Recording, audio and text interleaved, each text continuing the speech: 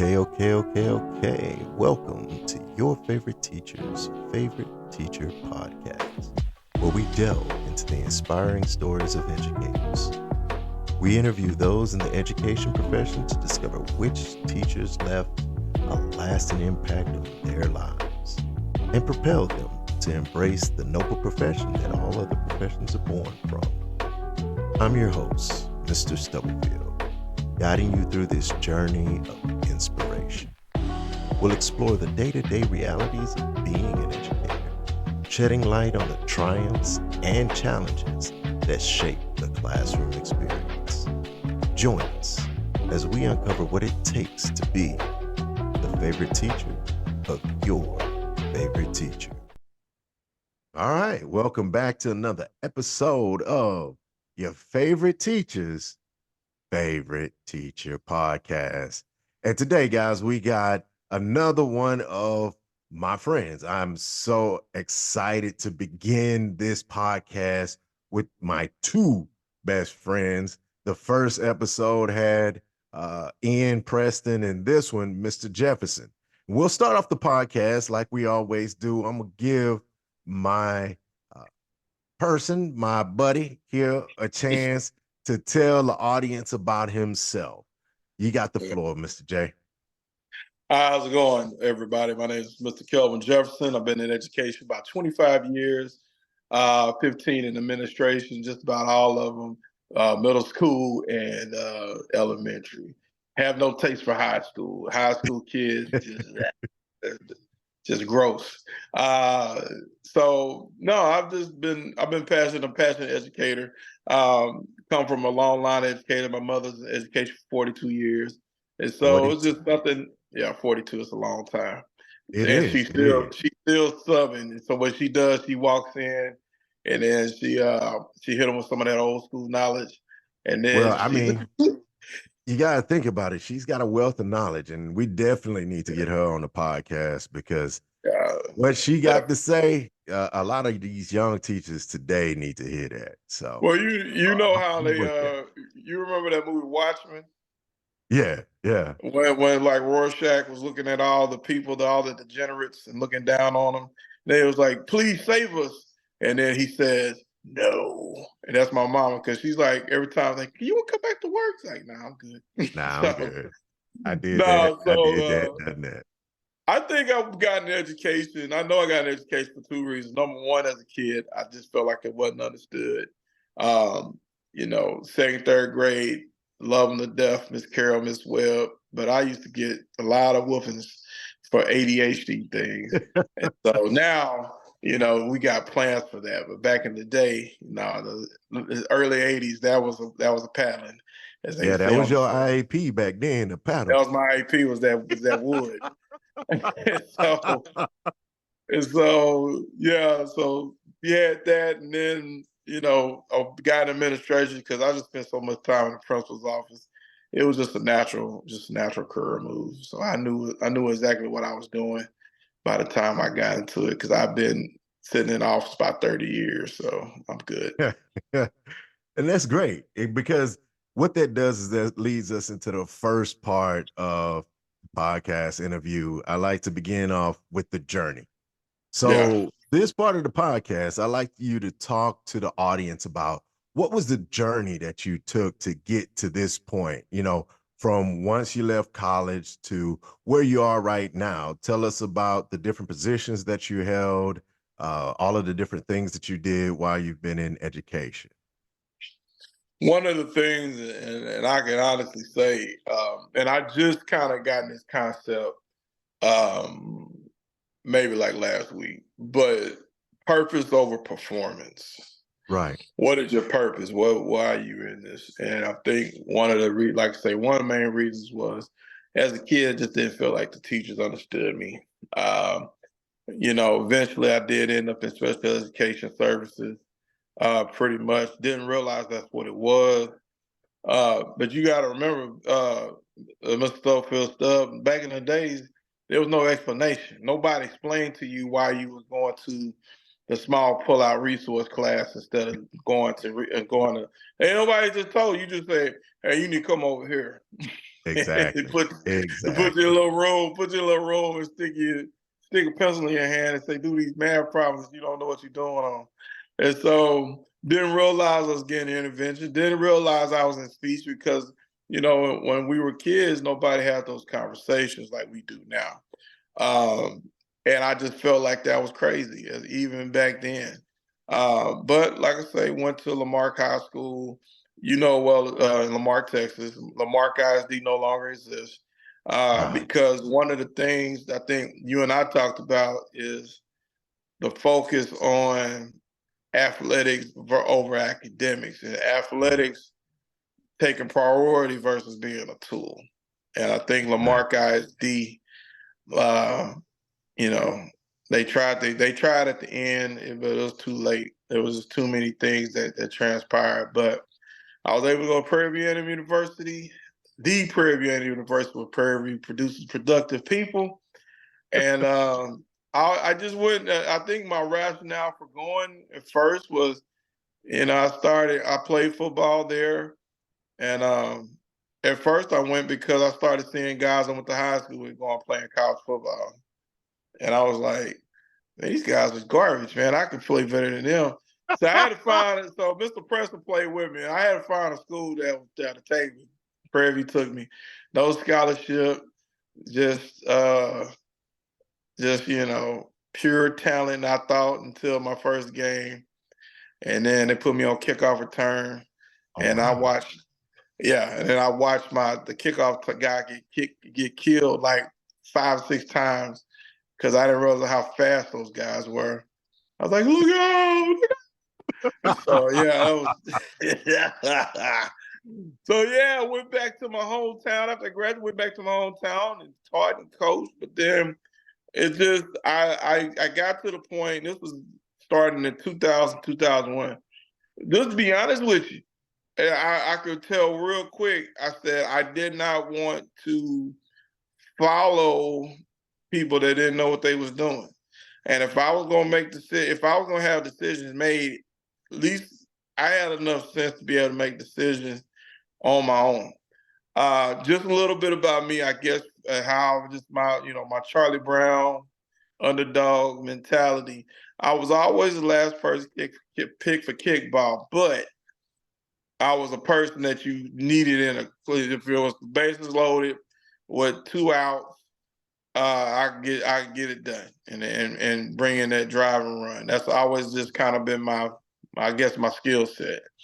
So I just got an administration. I thought I was going to be a big time head coach, and I was like, it started getting hot outside.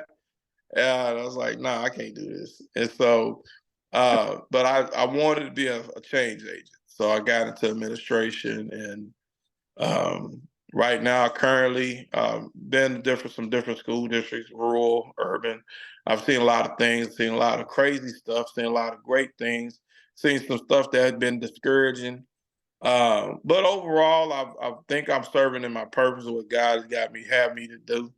And here I am. Right now, I'm in Arlington ISD as what's called a restorative practitioner. It's basically like AP light because it's like all the duties of AP without some of the other.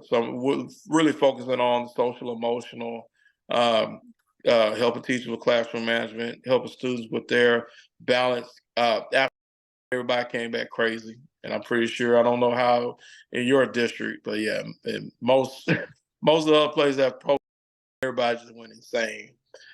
So just trying to get everybody back to baseline is, I think, where we're at now. That's just a little bit about me, Mr. Stubblefield. Well, I mean, and yeah, you're right. Soon as was over with, you saw this shift in student behavior. You could see that, what was it, a year off from having that social and emotional You're talking about at least interactions. 2 years ago. Yeah, well, yeah. I mean, but what I'm saying is like that time frame that they Mhm. were away from their friends, you could Yeah. see what kind of effect it had on their behavior once they came back. And so the role that you are playing in right now is a very crucial role to get those students back to where they need to be as far as that social and emotional connection. And that's huge. That's huge. I kind of liken it like this. It's like operating systems. It's like we expecting these kids, our kids, with district from the top district to the bottom. They supposed to have Windows XP, but they still operating on Windows 95. So it's just like, we just have to upgrade these operating systems because it's like, yeah, that's it. When that Y2K bug came in, they had to go ahead and fix them systems. That's that the bug hit. We had to fix the system. That's all. Yeah. So and this actually brings us to the next portion of the podcast. I like to call it the yin and yang. So educators, they go through the best of times and they go through the worst of times. And this part of the podcast, man, I'd like for you to talk to the audience about what was that horrible day in education for you to where you were like, man, I don't know if I can continue to do this. And then, let's wrap it up with one of those days. It's like, you know what? This is why I'm here. This is exactly why I love being here in education. So I'm going to turn the mic over to you, and I'd like you to tell our audience about the yin and yang of being an educator. Yeah. Okay. Well, it's like everybody has their little horror stories, but one of the things I pretty much learned, I was in Galveston, and I used to call I like to call it the luck of the gods, because some years you can have all your classes be just the best class ever, and one year it ain't. And so one year, I think I might have been like 2005, I was in Galveston at a little school called Austin Middle School. And I looked at the kids, and they just, yo, you already know how I get down to Galveston, man. Yeah, I was one of those problem kids in that very middle school. Yeah, I promise you, them kids kicking my teeth out with both feet. And I walked in, and I promise you, they was thrashing. Can you still see me? Yeah, you're good. All right, they was thrashing me. I ain't gonna lie. And so I said, never again. I walked in the day they came in. The next day they came in, because I had to tell them. I said, let me tell y'all something. As an individual, I like you as individual people, but as a group of humans in one room, I can't stand y'all. I can't. I'm not doing this. I said either it's gonna be me or y'all. It ain't gonna be me. So if you look under your desk, there is several packets of work. I said there's answer keys back there too. I said, don't talk to me, and I won't talk to you. I said, don't talk to me, man. I'm done. I said, I tell you what, state of Texas says I have to teach, it doesn't say how. And so whatever y'all do, don't talk to you. I'm kicking you out of here. And then it was just like it lasted, and I had to stay on. And I was like, okay, we got to make this work. And so I stayed on there for about 2 weeks. It lasted about 2 weeks, and then then they finally came in class. They said, Miss Jefferson, can we do it again? Can we do this the right way? I said, sure. That's a started teaching. But yeah, that was the day I was about to walk out of education and go get a job at the plant, at the petroleum plant forever. Oh And yeah, just say, that's what forget most this. of us did. Yeah, there was a lot of people that did that. So before you jump into the other side of that, and one thing that I like to do with this podcast too is like bring awareness to those people who are in the community, as well as those people who are thinking about going into education. So I'd like for you to talk to the audience about what, like, how you felt when you walked into that classroom and it was just a bunch of students like not listening to you. Because like I say, I was on the other end of that. I was that kid that gave the teachers trouble because, and the thing was, is you know how my upbringing was, how my life at home was, and it Yeah. wasn't fun. So like I wanted to go to school and I wanted to have fun at school, and acting Yeah. out was just what I did. And to think you had a whole classroom of young Stubblefields and doing that type of stuff to you, like how did you make the connection with these kids and like You, talk about that, well, because there's going to be a the lot of biggest teachers. issue is you said it best. It's like how I'm gonna reach these jagaloons because they was just they're just doing the most. The Right. problem was is this: I wasn't prepared. I was used to at this particular time in my career, I was coaching, I was doing a little bit of light admin work, and it was easy for me. Kids come in, they do what they're supposed to do, you know, because I'm old coach, and oh man, it's coach. So I already had like that built-in buy-in from all the students. So I never have to work at it.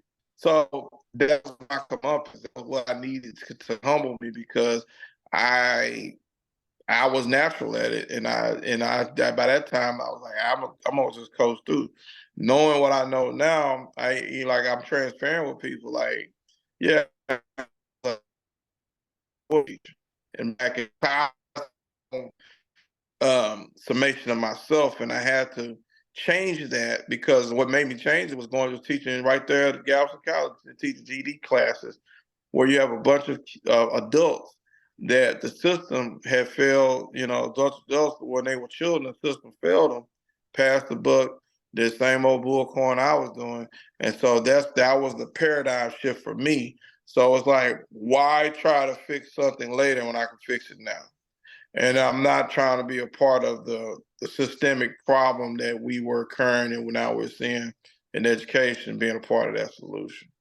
So that's pretty much how, but like how I felt that day made me flip the script. Yeah, I felt like total trash, sir. I'll be honest with you. It was Well, I bad. mean, I think you touched on something earlier with a statement that you made. You know, Texas tells us what to we need to teach, not how we need to teach it. And like that's I when I see a lot of the new teachers come into education, they feel the same exact way that you feel. You know, I know what it is. I know the TEKS. I know the Texas Essential Knowledge and Skills that I'm supposed to teach. And I Mm-hmm. got this school or class that taught me about teaching in a classroom, but they don't teach that real world stuff. So when teachers actually see what it's truly like and they're not prepared, that was the key word that I took from what you said earlier, and they're not Yeah. prepared for what they're going to see, then it's understandable with this influx of people who come into the profession. They're in for 5 years to 7 years, and then they're like, I'm out. I can't continue to do About this. 5 seconds. I look. We had a teacher, and what's happening is the pedagogy is thrown out too. So like, Right. it's like it ain't just like it's you know like where I used to say I used to make this reference when especially when I was doing AP, you know, instructional coaching, classroom management coaching. I still say that. Just pretend like once you think about your favorite teacher, like your favorite teachers podcast teacher. Think about that person and emulate them. But the problem is they didn't have good teachers either. So it's like I can't emulate what I've never seen. I've never saw that. Exactly. I can't because like right now, like even now, I can think about 10 people that if I had to emulate, at least, matter of fact, I do you one better, Mr. Stubblefield. I could emulate every teacher from kindergarten to just about 12th grade. If I could find a teacher uh, that I could pick and emulate and model and act the way they acted and did the stuff they did for a whole year without actually doing my own thing, figuring it Right. out. You gotta understand, like, man, like our generation of teachers doesn't even have a favorite teacher like that. They struggle with that. Matter of fact, I'll tell you this. I went to, they had me helping covering classes. So I taught a math class, 8th grade. Never taught 8th grade math before to help out because they were in the process of trying to hire a math teacher. Right. I looked up and I said, and now the class, they were doing some shenanigans. I was like, I thought to myself, said, you know what? I got something. Let me tell them this. I said, let me tell y'all something. That's what I told the class. I said, I'm a 25-year vet. Understand this. You will never in your entire career of being in school, from kindergarten to probably even through college, that you'll ever be in front of somebody that's teaching you that's been in the game 25 years. And they like they thought about it. It messed them up. It messed me up to say it. Like, they'll never see us. You know, they're not gonna bump into us.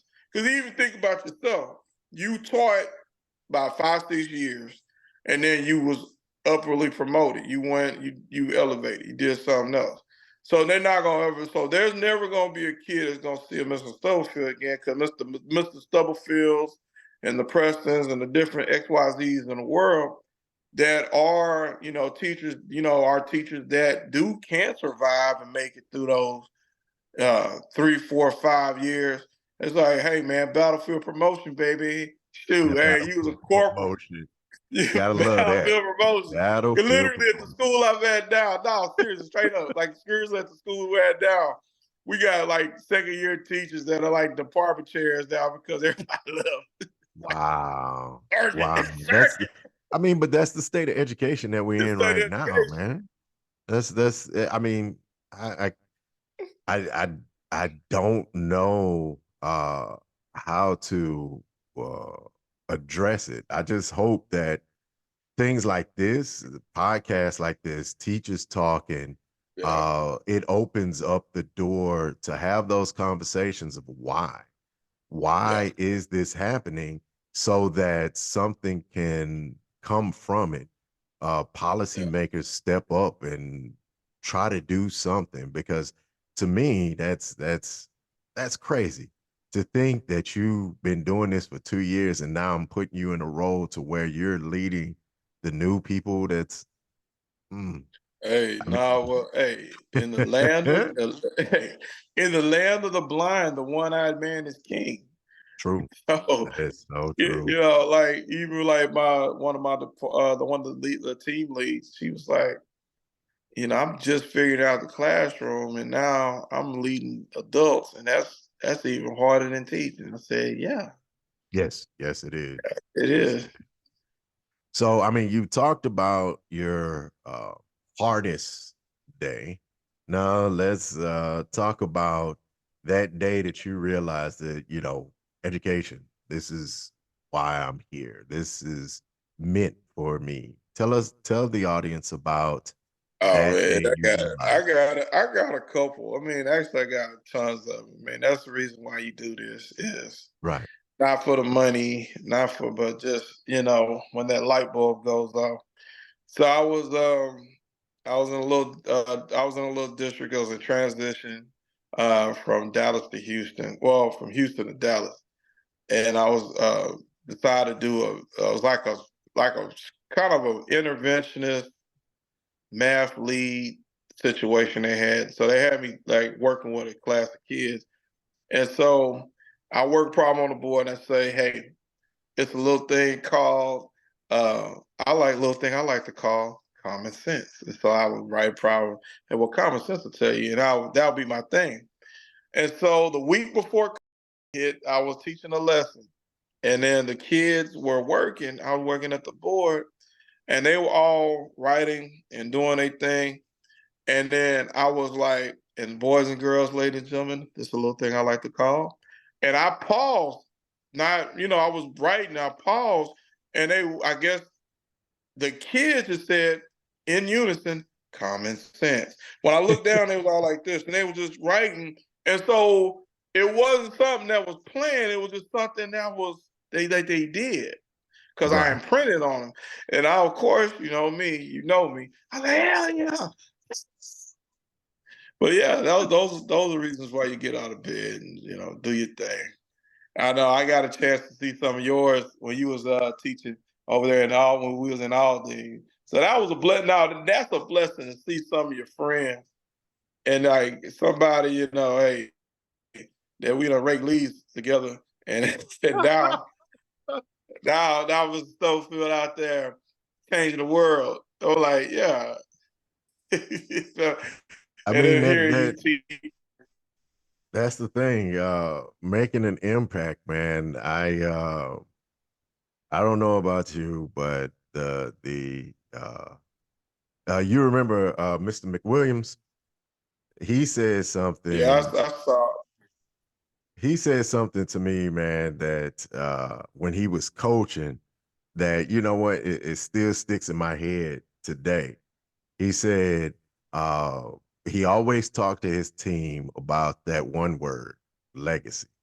He was Yeah, able to instill in them and let them know, hey, look, what we do today is going to be felt generations from now, because if you are able to do X, Y, and Z that nobody else has been able to do, everybody that comes behind you is going to try to live up to that. And it's yeah, the same thing with us in education. We impact the future of this country, and we're able to leave a legacy that uh, no doctor, no lawyer, no uh, president could ever be able to say that I touched this individual and I impacted their life to make them go on and actually become those doctors, lawyers, presidents yeah. of the United States. You And the know? cool thing about it though is if you think about it, the most genuine ones, because I don't be, man, you know me, I don't be sitting there but trying to set out to be saying some prophetic stuff. Yeah. I say what God put on my heart, and my ADHD don't allow me to be that thought provoking. So I just say exactly what I'm thinking and what I feel. And I done got to this point now. I tell kids, you want me to lie to you? You want me to tell you the truth? I tell you the truth. I tell them the truth. But I always find a way to do it. But like kind of like you say about legacy, two things on that. Like you play Halo 3. For those in the audience that maybe not know what Halo is. Halo is a video game that's on Xbox. They have a character named Master Chief. He don't talk. He don't do much. He's just there. But no matter how, it's like there's some commercials, but the Halo 3 commercial campaign. It's like, oh, makes me cry. But the thing about it is what I liked about it is Master Chief, like like when everything is hit the fan and like, hey, he's here. Like one guy, he's here. Okay, now we got a shot. Now, hey, he's here. No matter how beat down, even in the game, they see him. Everybody kind of straightens up a little bit. Everybody, I've have humbly seen that in my career, not with just kids, just with adults, and that's something I can't take. I can't take that for granted. I'm, being still discussed. Almost, like you say, in a legendary manner. I was talking to a new group of teachers. I was doing the teacher training, and I remember this teacher we had, my sixth grade English teacher, Miss Edwards. Bonjour, madame, comment allez-vous? You're fantastic, terrific, and supercalifragilisticexpialidocious. Had to say this to this woman every day. But guess what? I still, 38 years from now, I still remember her. I still do. And so one thing I can impart to teachers and stuff, especially with Mr. McWilliams, I think he's gonna have an excellent career. I like old Mac. Is is kids are not gonna remember nothing you taught them. Nothing. They're not gonna remember. Listen, pay attention, write this down. Y'all out there in podcast land. They're not gonna remember nothing you taught them. They're gonna remember if you were fair or unfair. That's how because you can be mean, but if you fair and you was a fair and equitable person, they'll rock with you. If Yep. you could be you can be the nicest person on earth, but you was unfair to the kid or they perceived you as unfair, It ain't gonna matter. And like I told my group, I said, do you want people to be discussing you 38 years from now? Yeah. And that's like, like I said, even one of my teachers, he was like, because you and I both taught that propaganda called Texas history. And he's like, it's dry. I said, you gotta flavor it up. That's the, your class management looking good, man, but you gotta, and I said, I have just one question to ask you. He said, yeah. Is the stuff that you showing the kids, are they gonna remember that 38 years from now? He's like, hell no. I said, well, you got some work to do. He just laughed. He said, well, I'll just workshop some stuff with you. I said, yeah, you do that. Yeah. You got that. You got that. You got that. Yes, sir. All right. So now we are at the point of the podcast where we come to the namesake of the podcast, your teacher's favorite teacher.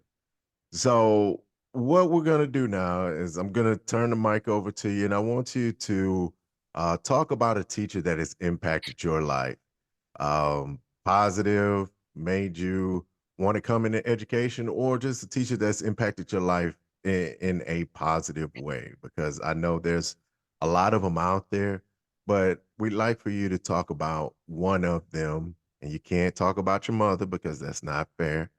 No. One of those teachers that has impacted your life in a positive way. Share that with the audience, please. Yes, sir. Well, you'll know who this person is. Stubblefield, what are you doing, son? My name is Louis Benitucci. I'm a coach. I dip snuff and spit. I curse a lot. So yeah, Coach Louis Benitucci is probably that guy. And the thing about it is Coach V. I don't know where he's at because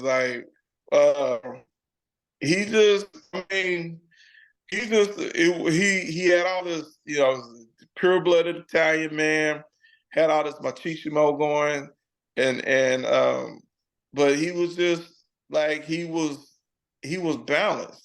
Like he would be at practice reading Socrates and Plato, like the actual works. Wow. Who does? Wow. Yeah. And just sitting down, just having a conversation, and just some of his colloquialisms and stuff that I can't really liberty to say, but no, because if it was the monetization, you'd lose all your money right now. No, but I can do this because I've done this before. But like we in practice, and he'd be letting us have it. Man, he'd be like, "Why do I always have to say, father or mother, father, for you guys to shut up?" And but you know what? Everybody on the football team, all of us remember that. No matter if he was our coach or if he was somebody else's coach, every last one of us remember him saying that. That's right. Yeah, that makes a lot of sense. Yes, sir. But yeah, he was the most influential. I mean, but even in the classroom, he just challenged you. He made nothing. And once again, I can't remember nothing he taught me. Nothing. But I do remember that he cared. Yeah, he did. I mean, that's all. He cared enough he cared enough to not just care about me. He cared about everybody, and he would build, relationship, even though how it might be, as small as it might be. You felt connected to him, and then I didn't understand what that was until, I was, somebody's Coach V, where I'm just, talking with you. I'm just spending time with you. And you think about it, you got kids that are living in McMansions out there in Katy, Texas, that have the same parental involvement as a kid that's living in a crack house down the street in somewhere South Dallas. Because if the parent at the house and ain't nobody interacting with them, ain't nobody talking to them, it's the same energy, just different location. And so being those educators where we're having those conversations, we're having, interactions, we're asking, hey, how are you doing? Those little bitty things just go a long way. And Coach V mastered that. Even to the point where he would say this thing. He was like, "Hey, these guys right here, these guys couldn't even beat Pflugerville Junior High. Didn't know Pflugerville is a real place." And then he's like, "And they're horse crap," paraphrasing. But he would always talk about Pflugerville, and it was so funny because when he left Lamarck, where did he go? He went to Pflugerville. Went over to Pflugerville. And so when I saw him, I said, "Hey, why don't I come to Pflugerville and tell them that they're horse crap like he used to tell us when we was kids? Hey, don't do that, meat. Don't do that." Meat. Oh man, I forgot he used to call us meat. Oh yeah. Yeah, it's like all the stuff our coaches did now, you get fired. You be so Oh.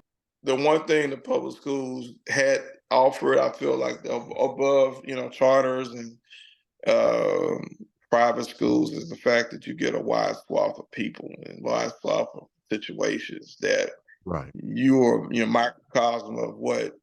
And I think sometimes I think we probably, depending on the situation, we go too heavy one way and too light another. And I think that's the biggest issue we're having in education and stuff is just the balance. The balance is not there. Right. Yeah. Right. That is well, I mean, I societies throughout history, you see these huge swings. You think about when we were younger, you look at a lot of stuff that the teachers back then did. Like you said earlier, they would have lost their jobs today if they did that. And there's a lot of stuff today that happens in education that if you look at it, I'm pretty sure if you look at it 20 years from now, they're going to be like, why were they doing that? We swing. There is no perfect balance when it comes to this stuff. We just have to make do with the best aspects of where we are and keep trying to evolve and get better. I think, like say, So moreover, just do what's best for kids. that's it. That is once we I see some of the best teachers.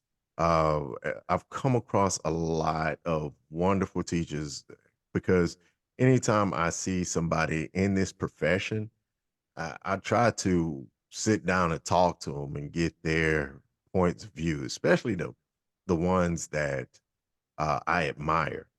And one of the biggest recurring themes that you're always going to hear across the board is I always did what's best for the student. Does it mean always doing what the regulations state I'm supposed to do? And sometimes they have to break those rules because those regulations handcuff them and prevent them from doing what's best for the students. And they say, you know what? It's better that I get in trouble for doing what's best for the kids than to just let this kid disappear into obscurity. So with that being said, let's jump into the last part of this podcast today. I like to end the podcast by giving a word or a phrase to the interviewee and let them talk about their feelings about this word or phrase. And I try to gear it towards the individual that I'm talking to. So the word or phrase that I decided with you is interpersonal relationships. Oh, I thought you were gonna say use the force, man, because I got my Star Wars. I'm ready. Man, we're talking about it's an educational word or phrase. Well, Come on now. we'll do that podcast later. You're killing me, Smalls. You're killing me. Yeah, we'll no, do man, that podcast later. No, hold. This is the thing. So I will answer the question, and no problem. And just is the interpersonal relationship. Yes, sir. Is that the phrase? Yes. Okay. So it's with students, with teachers, just the importance about it of actually having it or not having it, whichever one you feel. How do you feel about Let me just say it like this, and I'm glad this is very timely.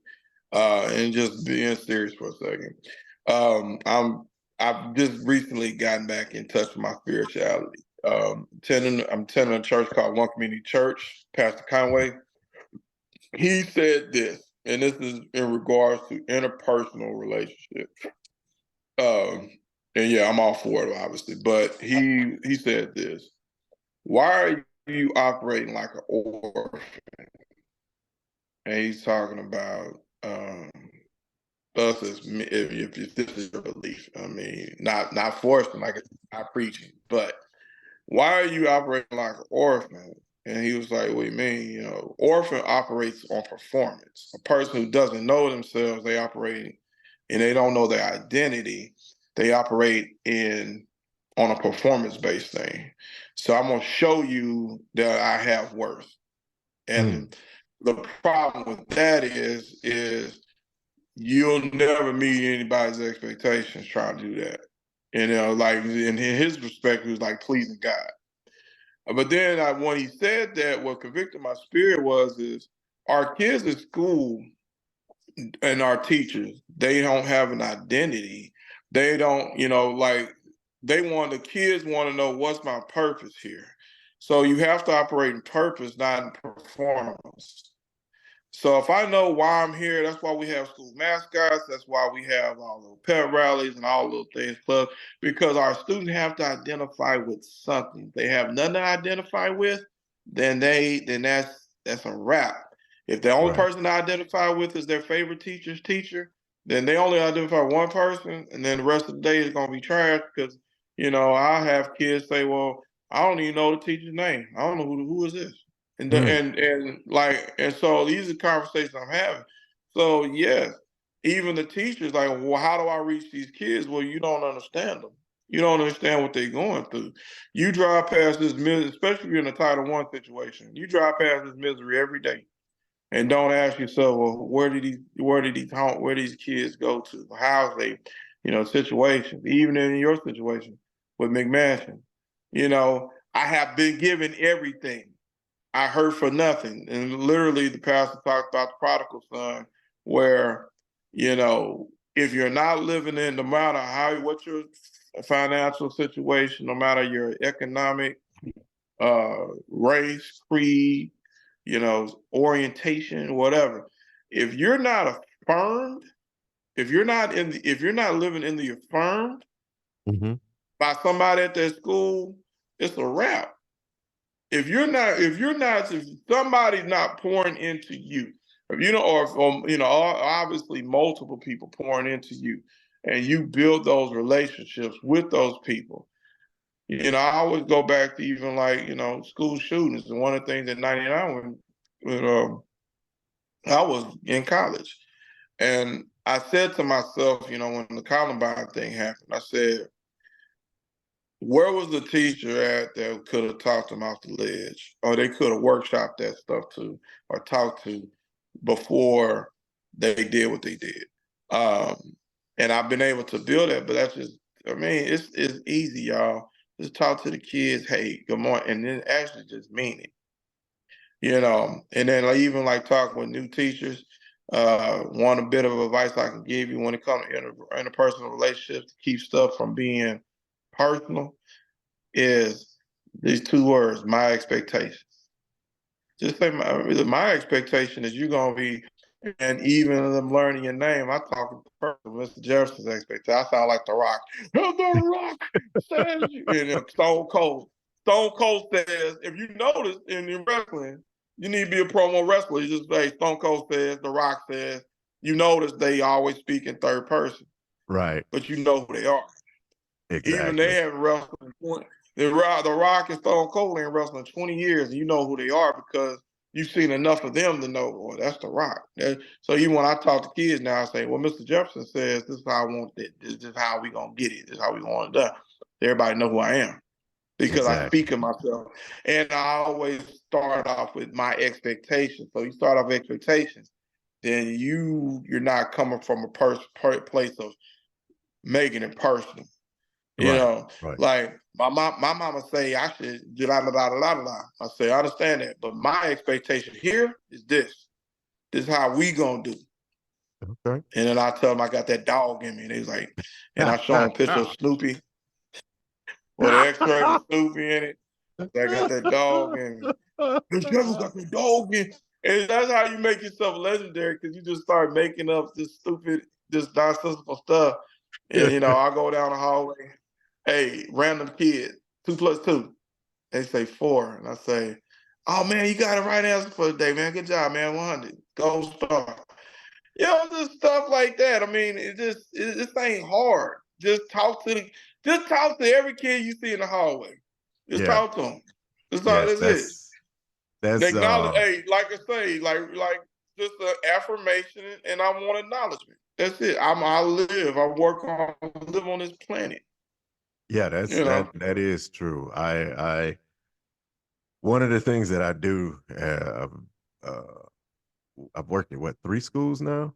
One of the things that I've always done is no matter who the kids are, I speak, say hello to them, say hey, how you doing, Watch this though. and even Watch some this of though. them. Go ahead. You don't even you don't have a class roll to your name, but kids know who you are.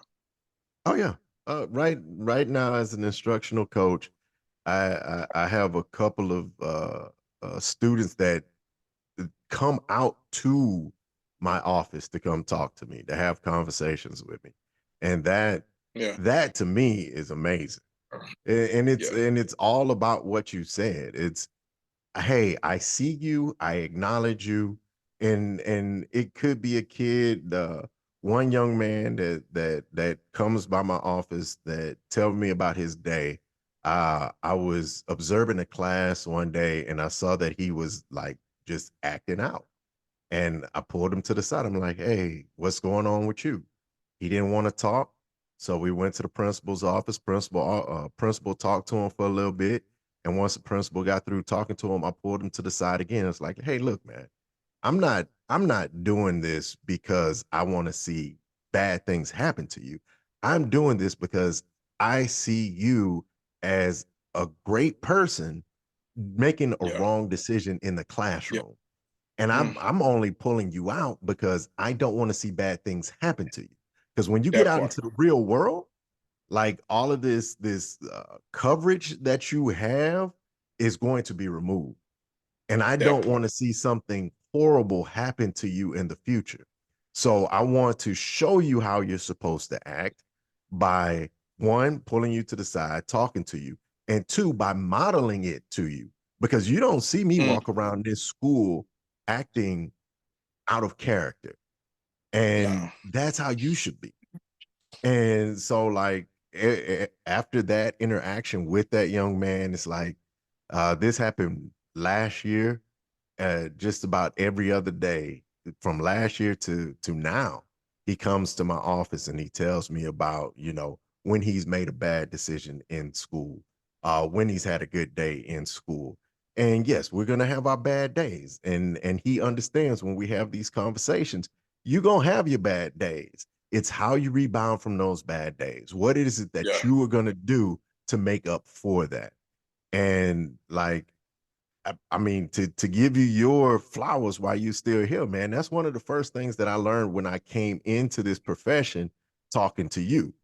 So like that has Oh. taken me far as an educator, with building those relationships with students. So hey, you build your legacy in me, bro. That's Hey what that man, is. I appreciate that, man. I don't know what to say, man. I'm gonna start just cheap, just all look, just smile, like thank you. I mean, Hey and man, and hey, this is all good, man. I was thinking about you today though. Talking about paths not traveled and stuff, man. But I think God put us where we needed to be at the time we needed to be there. So, and it was a exactly. blessing, man. It look for them 3.5 years, 3 years or so, man. going to work with you was, you talking about good days, going to work with you because you motivated me, because it was a lot of times, man, I was down and down. And so we was able to sharpen each other. And I was, and just a gratuitous plugs, man. Just, hey, I feel like I would just want to be that leader where, and hopefully, even just my mantra was like, man, I'll bleed out for you. I'll bleed all over the place for you. Just the one day that I ask you to pinch yourself, you ain't got to break the skin, just pinch yourself. Yep. And I think that's something that's rare that you don't see with a lot of administration lately nowadays. Yeah. Falling on the sword, that type of stuff, And that's unfortunate, but I mean, that's a whole nother podcast in itself, bro. It's yes, it is. Hey, you know what? Now that you said that, what was that gentleman's name? You know what? We won't even say names. You remember that story that gentleman told us about? Where he had a choice to fall on the sword. Somebody. Yeah, it was either follow the sword or throw somebody on the bus. And he would say, hey, and when you start thinking about your family and how they're gonna feed and all that, he chose to throw. And it was like, and in hindsight, as many tire tracks I got on my back, and and how many sword wounds and time, but it was, but it's like this builds character, because it was funny because I always like this, and if you can maybe make this the thumbnail of the video for us. Pain is relative. And what it is, I'm sorry, say that again. If the thumbnail for this video, ladies and gentlemen, Stubblefield, make it a pain is relative one. And what it is the wolf, it's the wolf getting shot up with a bunch of arrows, but he's still on his back. He's still standing, looking at a baby wolf with one arrow in it that took it out. Because it's pain and relative. Because and I had to tell even one of the, I'm about to say, Mr. Stubblefield being an old former Marine, he's like about young Marines, and so same thing as like my young coaches, my young, especially men educators. I told this one guy just the other day, I said, my job is to impart the knowledge that I have as much as I can, as much as you'll take from me, because I want to see what you look like in 25 years, doing this, because you can do it. The issue that we're having is there's so many people leaving the profession, unfortunately, like I say, we becoming a rare more than the norm. And that's bad. That's a sad and digging truth as far as the state of education now. Right. Well, hopefully the community will get a better understanding of the type of stuff that we go through and the stuff that we are sacrificing and willing to go through. So that wraps up this podcast episode. We'll let the audience know, hey, where can the audience find you, man? You got anywhere that they can follow you on the Twitter? They can find me at kj7670@hotmail.com. Right now, Twitter is just looking at Draymond Green memes. I don't really use Twitter so much. I'm not that important. I'm not that important yet. I'll let everybody know when I'm ready for that. I do have a LinkedIn. It's just my name. But you have motivated me. Just simply asking me that question. One of the things I can say, anything I can impart on anybody, just come holler at me. I'm easy. All right. Well, thank you for taking the time to do this podcast with me, bro. Thank you. I appreciate it, man. Thank you. All right, brother. Peace. Thank you for taking the time to listen to this episode of Your Favorite Teacher's Favorite Teacher podcast. If you have a story you'd like to share, please contact me at wdstubblefield@wdsi.us. Again, that is wdstubblefield@wdsi.us. And you could be our next inspirational story of how educators impact our lives. I'm your host, Mr. Stubblefield, and I want you to remember, no profession is possible without your favorite teacher.